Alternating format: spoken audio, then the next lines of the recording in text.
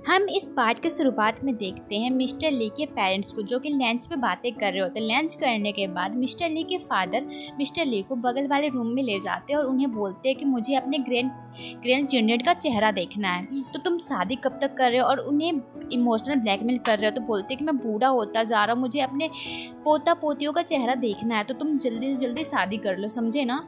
फिर हम इधर में देखते हैं कि मिस्टर ली की मदर हमारी सेक्रेटरी किम से बातें कर रही होती है और उन मिस्टर ली के बारे में पूछ रही होती कि वो खाना टाइम पे खाता है, वो अच्छे से काम करता है। तो हमारी सेक्रेटरी किम बोलती है कि हाँ, मैं उनका हर काम ध्यान से करती हूँ और मैं उनका बहुत ख्याल रखती हूँ। तो मिस्टर ली की मदर पूछने लग जाती, वो लड़कियों से बहुत ज़्यादा दूर रहता है ना, किसी को भी टच नहीं करने देता।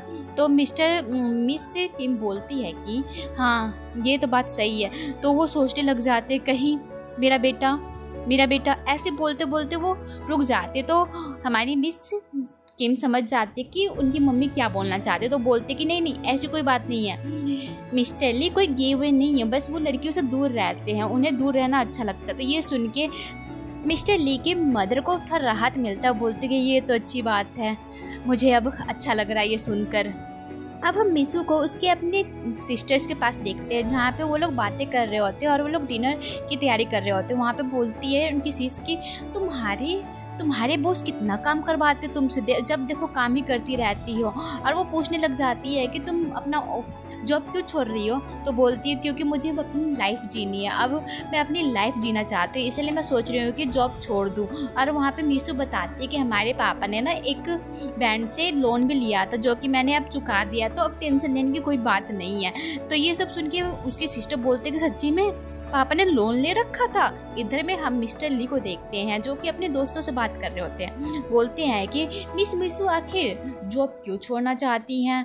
वो सोचने लग जाता है, तब उसे ध्यान में आता है कि जब वो लोग पार्टी में थे तो उसकी वहाँ पे गर्लफ्रेंड आई थी और वो उससे पूछ रही थी कि मैं कैसी लग रही हूँ, और उसे नेकलेस दिखाते हुए भी पूछ रही थी। तो हमारा मिस्टर ली तो कहीं देखने वाला नहीं था, वो मिसू की तरफ ध्यान देता है। तो मिसू बताते कि उसके गले पे देखो, तो वो नेकलेस पे ध्यान जाता है और बोलता है कि हाँ, ये नेकलेस तो बहुत सुंदर लग रहा है तुम पर। तो उसकी गर्लफ्रेंड बोलती है कि हाँ, तुम्हें ने तो दिया था ना, और आज हाँ तुम कुछ भूल रहे हो, आज मेरा बर्थडे है, मेरा गिफ्ट। तो वैसे ही मिसू हमारी सुनती है कि गिफ्ट, तो वो दौड़ी जाती है एक बुके शॉप पर और वहाँ से एक बुके लेती है।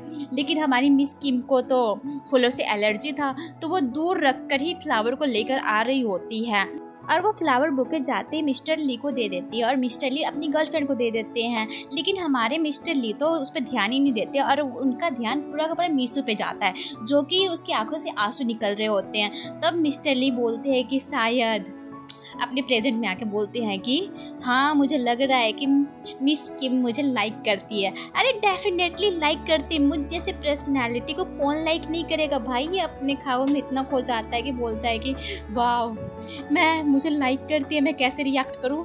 फिर वो सोचता है कि चलो मुझे ये कन्फ्रंट करना चाहिए। इधर में मिस मिसू अपना पूरा क्वालिटी टाइम स्पेंड कर रही होती है अपनी सिस के साथ, और तभी वहाँ पे कॉल आता है। तो वो अपनी बहन को दिखाते हुए बोलती है कि उठाओ या नहीं उठाओ। तो उनकी सिस्टर्स बोलती है कि नहीं उठाना बिल्कुल भी नहीं है। लेकिन हमारी मिसू तो मानने वाली थी नहीं, वो कॉल को पिक कर लेती है। तो मिस्टर ली बोलते हैं कि तुम्हें ना जल्दी से जल्दी मेरे पास आना पड़ेगा। वो अपना लोकेशन भी सेंड कर देते हैं। तो हमारी मिस मिसू को तो अब जाना ही पड़ेगा। जैसे ही कॉल डी एंड होता है तो हमारी मिस मिसू का नजर एक स्पाइडर पे जाता है और वो स्पाइडर से बहुत ज़्यादा डरती है।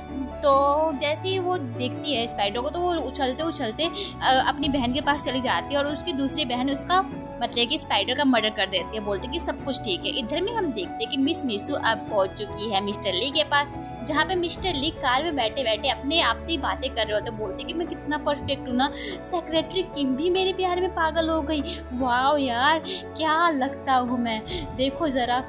लेकिन हमारी मिस किम तो वहीं पे खड़ी होकर उनको देखती रह जाती है और बोलती है कि मुझे अंदर भी आना है। तो वो बुलाते हैं कि आ जाओ अंदर। जैसे ही वो अंदर जाती है मिस्टर ली एक फ्लावर बुके उसके ऊपर रख देते हैं। लेकिन वो जानते भी नहीं कि हमारी मिस किम को एलर्जी। भाई सब 9 सालों से साथ रह रहे हैं। भाई ये लड़का ना सच्ची में पिटने वाले काम कर रहा है। मिस किम मिस्टर ली को बोलती है कि मैं इस फ्लावर बुके को डिक्की में डालकर आती हूँ। तो वो जाती है और जल्दी से डिक्की में उस फ्लावर बुके को फेंकती है और अपने आप को क्लेम डाउन करती है, बोलती है कि मिस मीसू ठीक है ठीक है। अब वो कार में जाके बैठ जाती है। तो मिस्टर ली बोलते हैं कि तुम्हें फ्लावर इतना पसंद आया? तो बोलते कि हाँ बहुत अच्छा फ्लावर है। लेकिन जब वो पूछने लग जाते कि तुम ये जॉब छोड़ना क्यों चाहती हो, तो वो बोलती है कि बस ऐसे ही। तो बोलती कि तुम्हारे पास कोई प्लान है, कोई नया जॉब है, कुछ ऑफर है? तो बोलती कि कुछ भी ऑफर नहीं है। तो फिर मिस्टर ली बोलते हैं कि तो तुम करोगी क्या?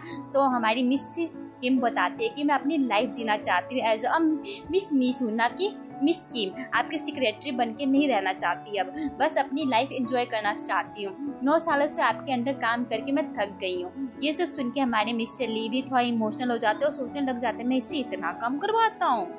और उन्हें बोलते हैं कि कल तुम खाली इंटरव्यू के लिए आ जाना। नेक्स्ट डे हम देखते हैं कि मिस मीसू अब आराम से उठ रही है और इंटरव्यू लेने के लिए बस एक फाइल लेती है और निकल जाती है अपने काम पर, क्योंकि आज तो उसकी हावड़े की छुट्टी थी ना।